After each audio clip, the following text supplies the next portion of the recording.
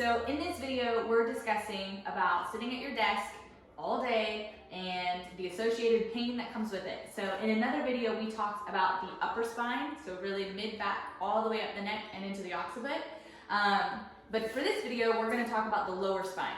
So different things that you may be doing at your desk that may be making things worse, changes that you can make to make it better, and then let's talk about a little bit about all those muscles and what's happening and associated and all that goodness. So the first one is going to be when you're sitting at your desk, having hip flexors that are overly weak as well as overly short. So just because you have a short muscle doesn't necessarily mean that the muscle is strong. Muscles should have elasticity. They're like rubber bands. So they expand, they contract, and they should be able to do this really well. But when you've been sitting at a desk for 8 hours a day, then they're short, but they didn't actively get there, so they're weak. And so this is gonna happen, so you have a muscle that's called your psoas, okay? So it's a hip flexor. It attaches up into your lumbar spine from the front. So when that muscle is short, it does this.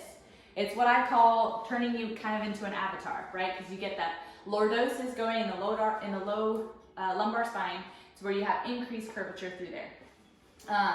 So that's one area. Now, when you're sitting at your desk, and I know that I'm not the only one because I've been guilty of it too, but sometimes I'll take my legs and I'll tuck them up and under me because maybe I have like the little wheels or whatever under your chair, and so you take them and you tuck it back, or even like you could sit right here and do this, but notice the difference.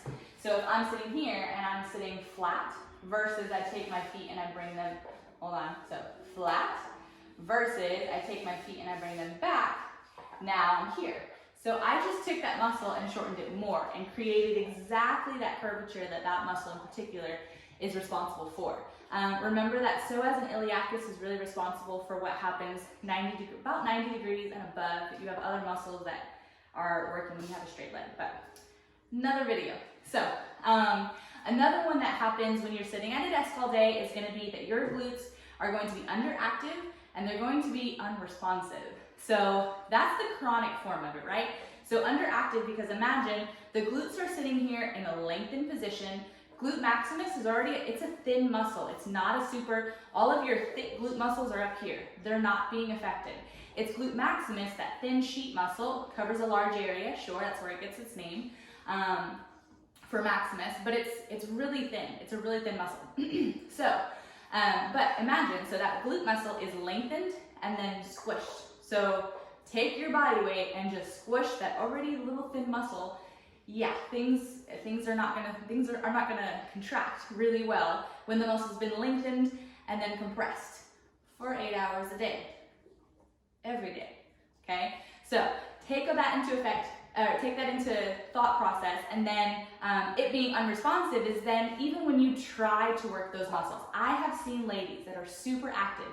They may even still have a perky booty because they're young enough to still have a perky booty, not necessarily because they had to work for it, right? Everybody knows what I'm talking about. But when they're unresponsive, you go to do a glute exercise and the low back is constantly taking over and the glutes themselves are not working. So that is where the glutes become underactive, and when it's bad enough, they become unresponsive to where they won't fire when you tell them to. Now another area is going to be your core. So obviously if you have a weak core, your spine, I like to do this, your spine is being compressed.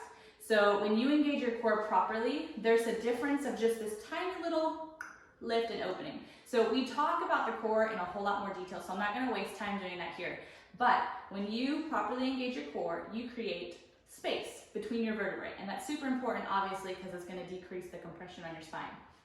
Now, imagine there's a whole slew of people out there that experience sciatica or sciatic-like symptoms. So a lot of people, you know, they go on Google. That's what we do nowadays. We go on Google and we may kind of self-diagnose ourselves. Oh, I'm having sciatica symptoms.